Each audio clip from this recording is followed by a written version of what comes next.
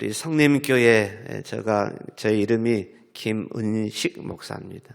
저희 아버님이 7남매 중에 제일 막둥이로 아들을 주셔서 저희 형제가 저희 형님하고 저하고 딸이 누님들이 5인데 아들을 주시면 주의 종으로 바치겠습니다. 해서 은혜를 많이 심어라 해서 은혜 은자 심을 식자 김은식 목사고요.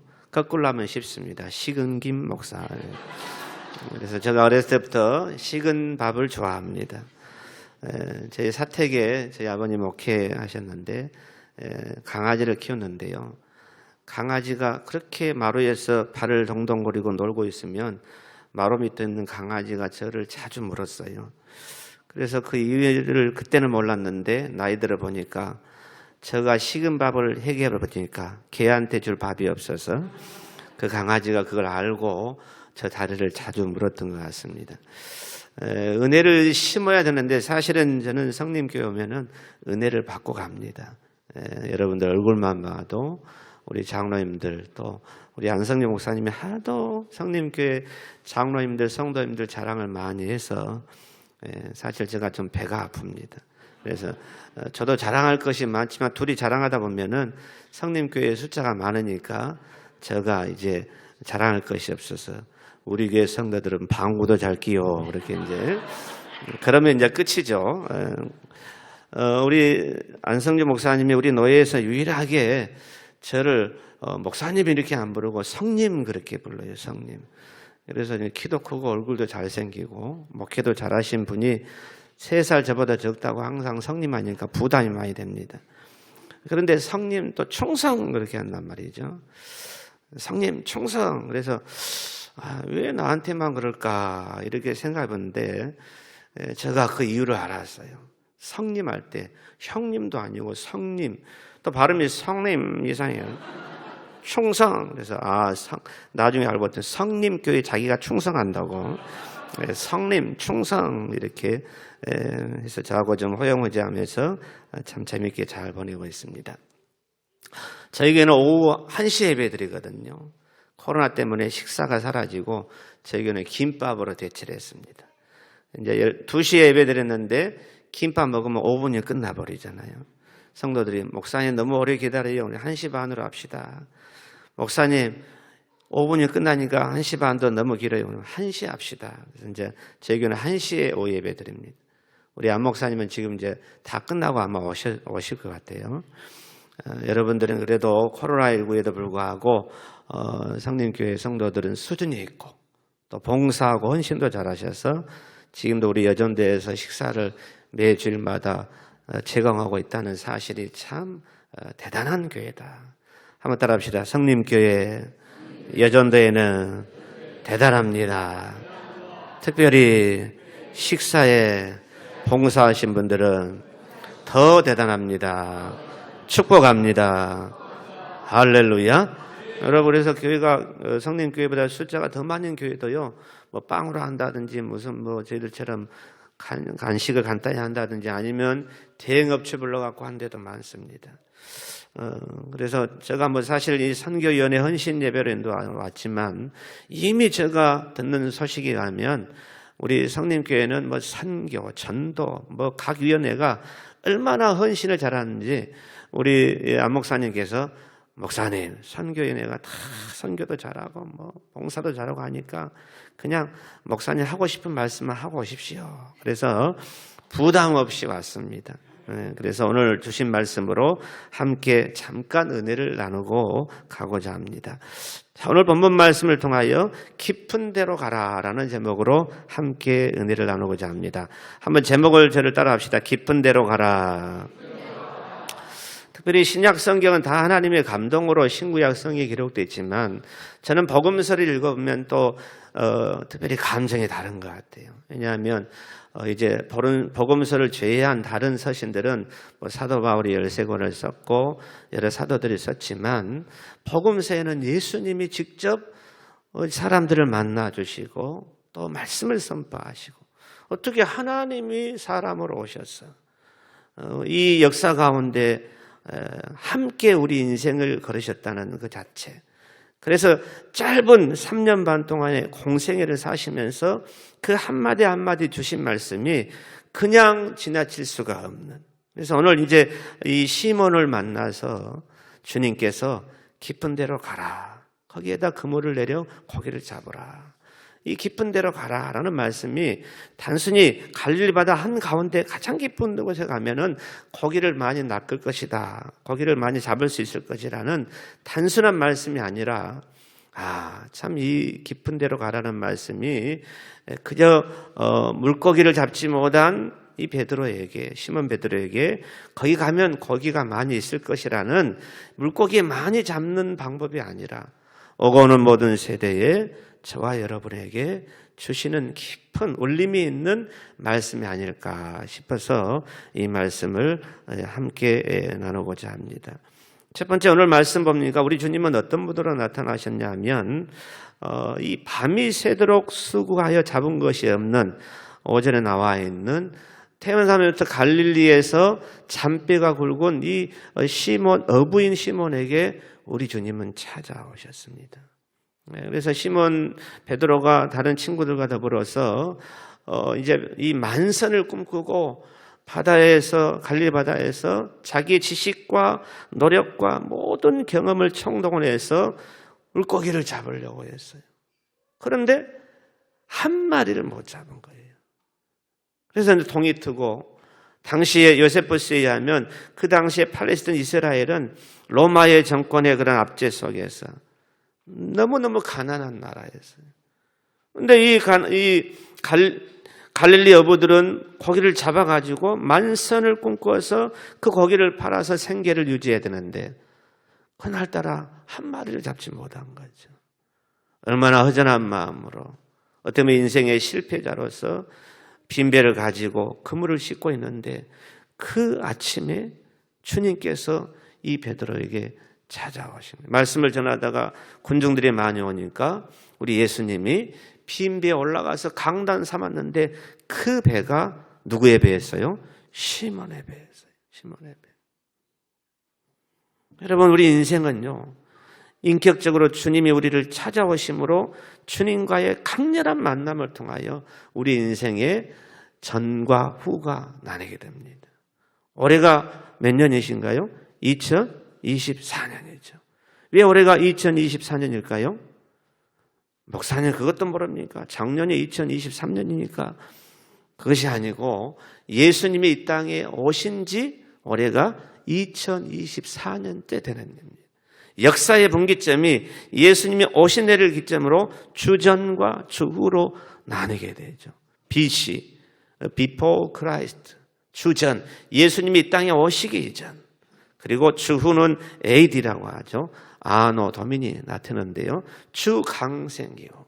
이 역사의 분기점이 예수님이 오심을 통하여 주전과 주로 나누듯이 우리 인생도 마찬가지입니다. 예수님을 인격적으로 만난 그 예수님이 나에게 찾아오셔 택함 받은 주의 백성들에게 찾아오셔서 그 예수님을 인격적으로 만났을 때 우리의 인생의 전과 후가 나뉘게 된 것이죠. 여러분, 우리 인생 어떻게 보면요, 우리 여러 가지 삶의 수단을 그리고 우리의 목표를 정해놓고 이 만선을 꿈꿉니다. 그래서 열심히 공부도 하고 노력도 하고 땀 흘리기도 하고 그래서 만선을 꿈꿔서 그것으로 우리 인생의 풍요를 누리고 싶어하는 것이 우리 인생의 모습이에요. 그런데 결국 이 베드로처럼요, 이 시몬처럼 밤새 내 그물을 내렸지만 고기 한 마리 잡지 못한 빈 배로 서 있는 우리 인생. 성경은 미가서 6장 14절에 네가 먹어도 배부르지 못하고 항상 속이 빌 것이며 채워도 채워지지 않는 어떻게 보면 텅 빈 배 같은 우리 인생이 하나님을 떠난 우리 인생의 모습과 같아요. 하는 것을 이룬 것 같아요. 성공도 한 것 같아요. 그러나 내 자신에게 채워지지 않는 이 허망함과 허전함. 내가 인생에 성공한 것인가? 과연 나는 인생의 어떤 것을 바라보고 만선을 꿈꾸며 살았던가? 허전한 마음으로 바로 이 빈 배에 그물을 싣고 있는 베드로와 같은 인생의 실패와 우리 인생의 허무함을 생각했을 때 우리 주님께서는 그 빈배의 허전함과 실패의 인생 베드로에게 찾아오시는 것이죠. 여러분, 기독교는 세상의 종교와 다른 것이 뭐냐면 세상의 모든 사람들이 만드는 종교들은 그들의 신들을 찾아가죠. 그런데 기독교는 그러지 않습니다. 하나님이 우리를 찾아오셔요. 특별히 택하신 하나님 백성들에게 우리 주님께서는 인격적으로 우리에게 말씀을 통하여 찾아오십니다. 그리고 우리를 만나 주십니다. 그러므로 교회 공동체, 믿음의 식구들은요, 그런 주님과의 강렬한 만남을 통하여 인생의 전반과 후반기가 나눠지게 되는, 과거에는 나를 위해서 세상의 출세, 부귀, 영화의 그 만선을 꿈꿨던 우리 인생이 아니구나. 내가 많은 것을 채워봤어도 여전히 내 영혼은 비어있구나. 빈벼 같은 인생 가운데 오늘 여기에 앉아 계신 우리 성도들 계시지 않습니까? 인격적으로 주님을 만날 수 있는 좋은 기회가 될 것입니다. 할렐루야. 아멘. 성경 말씀 보면 외롭고 견딜 수 없는 삶의 실패와 아픔의 현장에 우리 주님께서는 그들을 찾아오십니다. 베네사다 연못가에 38년 된 병자를 주님께서 찾아오시죠. 오라비 죽음 앞에서 슬퍼하는 마리아 마르다 자매에게 주님은 찾아오십니다. 이처럼 우리 인생의 빈배와 같은 나는 실패하고 나는 허전하고 나는 소망이 없는 이런 마음을 가진 사람들에게 주님께서는 특별히 찾아오십니다. 여러분, 우리가 예수님을 어떻게 영접하고 믿을 수 있습니까? 나는 부족한 것이 없고 나는 부유하고 나는 모자람이 없고, 그런 사람은 예수님을 나의 구주로 영접하고 맞이할 수가 없어요. 나는 실패자고 내 마음은 공허하고 나는 마치 밤새 수고해도 애를 써서 만선을 꿈꾸었지만, 그리고 그렇게 이루었지만 내 영혼은 텅 빈 빈배와 같은 이런 마음을 가진 사람에게 주님은 그 빈 공간에 찾아오셔서 그를 만나 주시는 것입니다. 그리고 영접하는 자, 곧 그 이름을 믿는 자들에게는 하나님의 자녀가 되는 권세를 주신 것입니다. 두 번째로 오늘 말씀 보면은 이 베드로는, 시몬은 이 주님의 말씀에 순종합니다.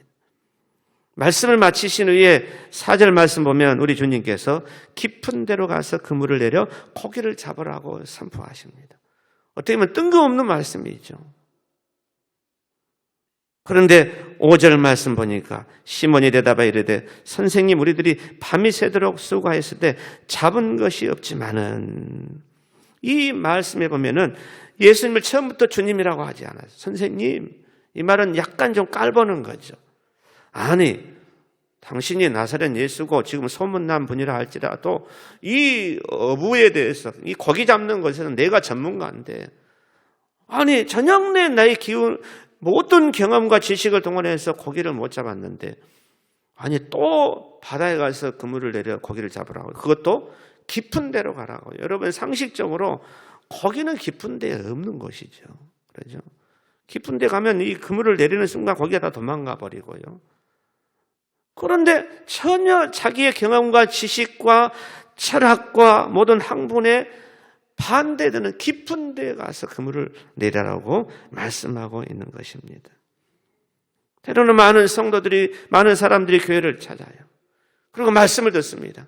그런데 그 말씀이 믿어지지 않아요. 내 지식, 경험, 학문, 내 철학에 맞지 않는다는 거예요. 지금은 과학의 시대인데 어떻게 이것이 내가 믿어질 수가 있어?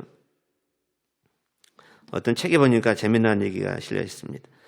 어떤 목사님이 연예인 교회에서 속으로 공부를 가르치고 있는데, 그 그룹의 개그맨 연예인 돌아가신 고 구봉서 장로님도 같이 있었다는 겁니다. 공부를 이렇게 하는데 젊은 남자 연예인이 예수님의 이 동정녀 탄생에 대한 말씀을 나누는데 자꾸 손을 들어서, 아니 어떻게 처녀가 아이를 잉태할 수 있습니까? 문제가 있는 거 아닙니까? 그러니까 이제 여러 가지 하나님이 하시는 능력으로 이렇게 뭐 여러 가지 설명을 목사님이 해도 막 계속해서 도전하는 거. 이게 과학적으로 맞습니까? 도대체 어떻게 처녀가 아이를 낳을 수 있어요? 이렇게 전자난자가 이렇게 해서 이게 돼야지 낳는 것이지. 계속해서 질문하고 분위기가 이렇게 흐트러지니까 참다 못해서 우리 구봉사 장로님이 이렇게 말씀했다는 거예요. 야 임마, 남편인 요셉도 마리아를 믿었는데 네가 뭔데 안 믿어? 그랬더니 아니, 남편도 믿었는데 왜 네가 안 믿고 그걸 얘기하고 그러냐? 여러분, 하나님의 말씀이 믿어지는 것이 축복이에요. 믿음은 내가 믿는다고 해서 믿어지는 것이 아니라 하나님의 약속의 말씀이 믿어져요. 우리가 천지 창조하신 것을 봤습니까? 그런데 성경을 보면은 태초에 하나님이 천지를 창조하셨다고 선포하신 말씀이 믿어지는 거예요. 할렐루야. 그렇습니다. 여러분, 우리의 믿음의 첫 출발은 말씀에 순종하는 거예요. 말씀에 순종하는. 그래서 이 베드로는 시몬은 뭐라고 합니까? 말씀에 의지하여 내가 그물을 내리리라. 따라합시다. 말씀에 의지하여. 우리의 믿음은요, 말씀을 믿고, 하나님과 우리 관계는 이 예수님 당시에는 주님께서 이 시몬에게 찾아오셔서 말씀을 선포했지만 기록된 66권의 말씀을 우리가 듣고 택하신 자들은 그 말씀을 믿게 되고 예수님을 나의 구주로 영접하게 되고 우리의 신앙과 성품이 더 성숙하고 성장하러 나가는 데는 철저하게 말씀을 의지하고 순종하며 나아갈 때에 우리의 신앙이 성장하고 우리의 모든 삶의 헌신자로 사명의 자리까지 나갈 수 있게 되는 것입니다. 파스칼은 이렇게 얘기합니다. 하나님은 철학자의 하나님도 과학자의 하나님도 아니라 성경대로 믿는 자의 하나님. 할렐루야. 여러분, 성경은 철학이 아니죠. 과학도 아닙니다. 성경은 하나님의 말씀입니다. 그래서 여러분, 우리가 하나님 말씀을 받으면 말씀대로 아멘 하고 내 지식, 경험, 철학은 다르다 할지라도 하나님 말씀이 오니 내가 이 하나님 말씀대로 순종하겠나이다. 이 믿음을 가질 수 있기를 축복합니다. 그래서 주님께서는, 하나님께서는 순종이 제사보다 낫고 듣는 것이 수양의 기름보다 나은다고 말씀하십니다. 자, 6절 말씀. 그렇게 하니, 따라합시다. 그렇게 하니. 순종했어요. 자기의 경험, 어부의 지식, 모든 이런 현상 속에서 깊은 데는 거기가 없어요. 그러나 그렇게 말씀에 순종하여 나가니 고기를 잡는 것이 힘이 많아 그분이 찢어졌다. 7절 말씀 보면 이에 다른 배에 있는 동무들에게 손짓하여 와서 도와달라 하니 그들이 와서 두 배의 체험에 잠기게 되었더라. 할렐루야. 아멘. 여러분, 올 한 해도 여러분 이제 1월달이 지나갔는데 2월부터 여러분 다시 한번 말씀 앞에 순종의 자세로 서십시오.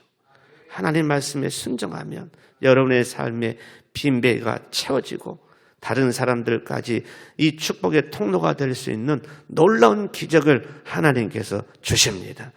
여러분, 이 기독교 역사 속에서 얼마나 많은 선한 일에 부하고 기독교 실업자들 보십시오. 그들은 철저하게 말씀에 순종하였더니 그렇게 하니까 빈배에 채워지고 다른 친구들까지 가득 차게 되는 이런 놀라운 역사가 말씀에 순종함으로 세워졌던 것입니다. 이런 놀라운 축복과 기적을 저와 여러분 모두에게 주시기를 축복합니다. 그런데 여러분, 이것으로 끝나는 것이 아니라 이 시몬 베드로가 이 광경을 보고 8절 말씀 보면 나는 죄인으로서이다. 주여 나를 떠나소서. 아까까지는 선생님이라고 하던 이 시몬 베드로가 주여라고 말합니다.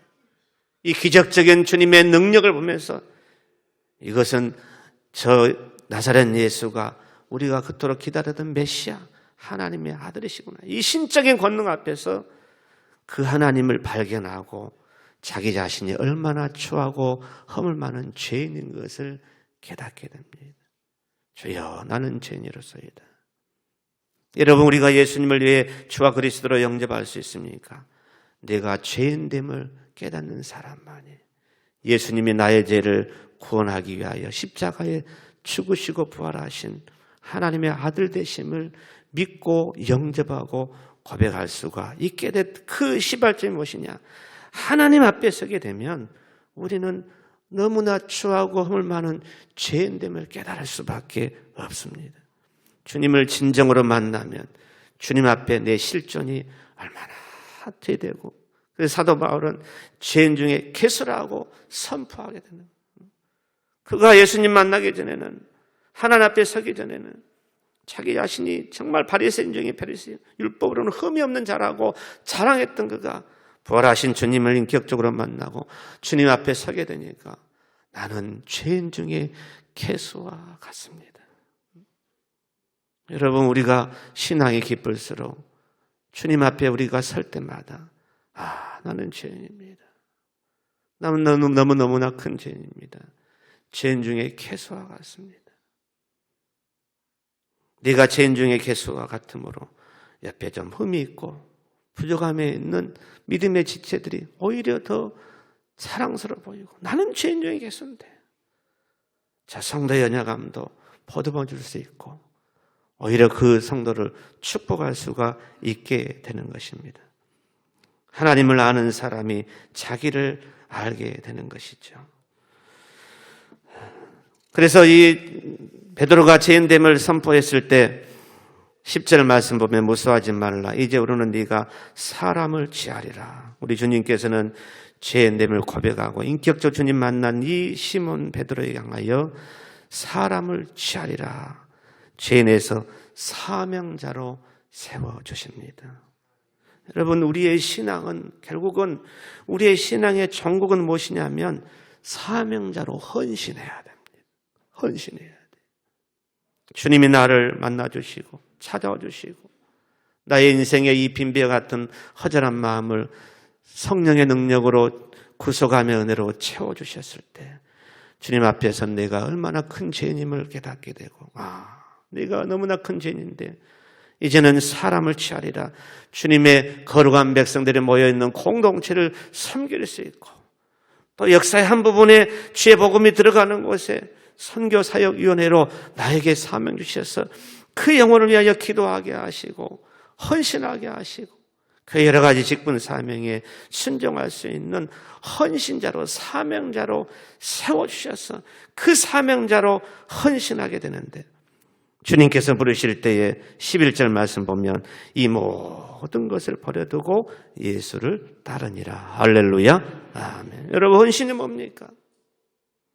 나를 찾아오시고 내가 죄인됨에도 불구하고 십자가의 보혈의 능력으로 구원해 주시고 하나님의 자녀 삼아 주시고, 그리고 나에게 직분 사명으로 사람을 취하고 주님의 거룩한 이 공동체를 섬길 수 있도록 직분 사명 주신 걸 깨달았을 때 나에게 주어진 모든 것에 우선순위를 가지고 주를 위하여 헌신하며 봉사하며 섬길 수 있는 주님을 따르는 것이 바로 헌신입니다. 여러분, 이 헌신의 모든 과정 속에서 저는 다시 본문으로 제목으로 들어가면 깊은 데로 가라. 깊은 데로 가라. 주님께서 깊은 데로 가라는 말씀은 다시 한번 우리에게 울림이 있는, 우리가 헌신하고 충성하고 봉사하고 희생할 수 있는 것, 주님의 크신 은혜를 깊이 묵상해야 됩니다. 여러분, 깊이 가정에서도 아내와 남편을 생각하고 이해하십시오. 여러분, 이 사랑의 첫 출발은 이해라고 하잖아요. 이해란 말은 understand. 그 사람 말에 있어서 생각하는 거예요. 그 사람 남편에 대해서, 아내에 대해서. 교회에서도 마찬가지입니다. 사역자와의 관계와 성도와의 관계도 깊이 생각해요. 말 한마디 하더라도요, 행동 하나 하는 것도 깊이 생각해요. 하나님 말씀, 하나님과 우리의 관계가 말씀을 통하여 관계가 이어지는데, 과연 나에게 주신 말씀, 그러기 위해서는 시편 1편에 나와 있는 것처럼 말씀을 주야로 묵상한다는 것은 깊이 말씀을 새기고, 하나님이 이 말씀을 나에게 왜 주셨을까? 주일 오늘 오전에 우리 목사님을 통하여 주신 말씀이 하나님이 나에게 어떤 것을 요구하셔서 이 말씀을 주셨을까? 그 말씀을 다시 한번 묵상하고 그 말씀을 붙들고 그 말씀대로 살기 위해서 발버둥 치고 깊은 데로 우리의 신앙도, 은혜도, 기도도 마찬가지. 기도도 깊이 기도해야 되죠. 5분 기도하는 성도의 영성하고 1시간 기도하는 영성하고 다릅니다. 선교할 때도 그 선교의 나라를 위하여, 그 한 영혼을 위하여, 고통 중에 부르짖는 그 영혼을 위하여 깊이 기도해야 됩니다. 주님의 피로 사신 교회를 섬길 때도 깊이 생각하면서 말하고 헌신하고 눈물을 흘리고 충성하는 자에게 하나님께서 가득 채워주시는 은혜를 주실 줄 믿습니다. 그래서 저는 헌신의 시작은 깊은 데로 가라는 것입니다. 여러분 깊이 생각하고 깊이 묵상하고 깊이 은혜 받고 깊이 말씀 보고 깊이 기도하셔서 저와 여러분 모두도 주님 앞에 헌신되이 충성하는, 정말 주님을 따라서 주님과 동행하면서 주님의 피로 사신 교회에 멋지게 충성하는 성림 충성 할 수 있는 우리 선교 사역위원회와 우리 모든 성림 식구들 될 수 있기를 주의 이름으로 축복합니다. 사랑의 우리 아버지, 만선을 꿈꿨던 베드로에게 빈배 인생으로 허전함과 실패 자리에 주님은 찾아오셨습니다. 우리 인생도 마찬가지입니다. 우리가 주님을 처음 만났을 때 그 첫사랑의 믿음의 자리를 다시 한번 생각해 봅니다. 세상의 소망과 슬픔과 아픔의 자리에 주님은 우리를 찾아오셔서 내가 너를 사랑하노라 말씀하여 주시고 우리의 텅 빈 심령을 주의 은혜와 말씀과 성령으로 채워주셨습니다. 우리가 주님 앞에 얼마나 죄인됨을 고백하며 눈물로 고백했을 때 주님께서는 죄인된 우리를 죄에서 구원해 주시고 뿐만 아니라 거룩한 교회 공동체, 믿음의 지체들, 사람을 취하여 세우신 이 성림 공동체 직분자로 사명자로 우리를 세워주셨습니다. 주님을 따라서 헌신의 자리에 늘 세워지게 하여 주옵소서. 특별히 매달마다 헌신을 다짐하는 이 헌신 예배에 다시 한번 나는 헌신하고 있는지, 주님의 말씀에 순종하고 있는지, 정말 그 나에게 맡겨준 사명의 자리에 깊이 생각하고 깊이 헌신하고 깊이 충성하고 있는지 우리 자신들을 다시 점검하는 시간 되게 하여 주옵소서. 그래서 우리 성림 모든 공동체 식구들이 깊이 묵상하고 깊은 주님의 은혜를 나누고 함께 더불어 헌신하여 주님 앞에 존귀하게 들었으임만 저들의 인생에 육체적으로도 또 영적으로도 만선을 이루는 승리하고 축복의 통로가 되는 모든 헌신자들 되게 하여 주옵소서.